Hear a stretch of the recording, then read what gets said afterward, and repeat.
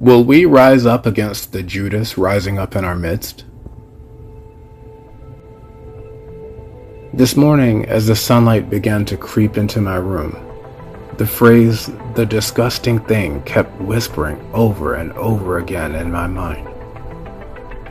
At first, I barely noticed it, but soon it became clear that I was receiving a message from God. This phrase, "the disgusting thing," sparked a memory from my younger years, something about the things God hates. Research led me to Proverbs chapter 6, verses 16 through 19, from the version of the Bible I grew up with, the New World Translation. It says, "There are 6 things that Jehovah hates, yes, 7 things that he detests: haughty eyes, a lying tongue, hands that shed innocent blood, a heart plotting wicked schemes, feet that run quickly to evil, a false witness who lies with every breath, and anyone sowing contentions among brothers." This scripture outlines behaviors that are detestable and offer a mirror for us to reflect upon our own actions. It brought to mind another significant figure in biblical history, Judas Iscariot. Judas Iscariot was one of Jesus' 12 apostles, known for his betrayal of Jesus for 30 pieces of silver. His name has since become synonymous with treachery and betrayal. But this story isn't just a historical account. It holds relevance for us today. Recently, God has been telling me about a Judas-like character rising up among people who are striving to follow Jesus Christ's footsteps. This Judas will manifest in various situations, from family dynamics to larger societal and governmental structures. In families, those following Christ will face opposition, betrayal by one or more family members who stirs others against them. This reflects the deceitful and divisive behaviors outlined in Proverbs chapter 6, verses 16 through 19. This Judas isn't confined to families. We see those behaviors in workplaces, where betrayal disrupts businesses, and even within countries where betrayals from within all levels of government undermine principles of integrity and the will of the people. Let's also recognize how duality affects our lives. While we may see a Judas being raised up among us, we must consider that to some, we might appear as Judas. Everything happening outside of us often mirrors aspects of ourselves on the inside.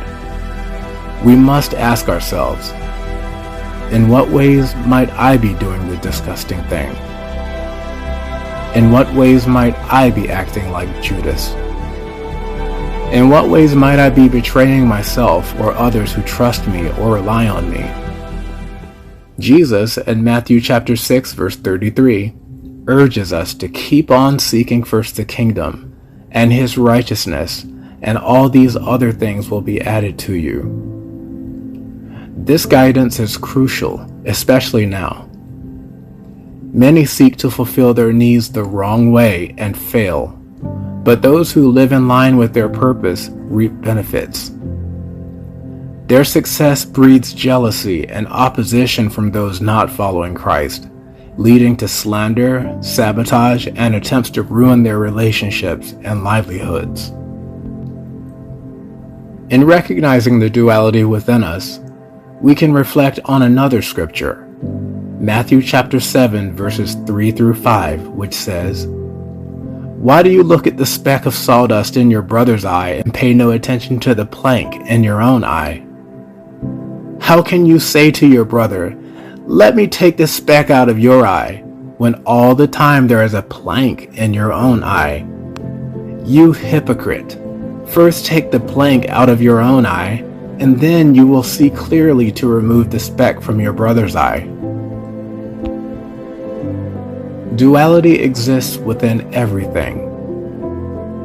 To overcome negative manifestations, we must reconcile the duality within us. We must recognize those shadow aspects we don't want to see, bring those shadows into the light, and resolve our inner conflicts. When we do this, situations outside ourselves begin to resolve. We find ourselves vibrating at a higher frequency and experiencing more positive manifestations in our lives.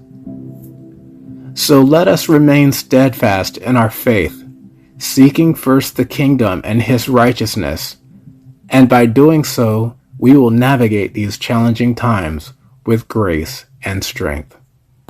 If you found value in this article, please give it a heart and share it with everyone you care about. For more insights and personal guidance, join me on Patreon. Access exclusive content, detailed forecasts, and spiritual readings. Follow me, Edward Francis Hawk, on Facebook for updates on spiritual insights and community discussions. Join Edward Francis Hawk on Patreon at www.patreon.com/EdwardHawk137 and follow Edward Francis Hawk on Facebook at www.facebook.com/ehawkxi. Thank you for spending part of your day with me. Have a blessed day.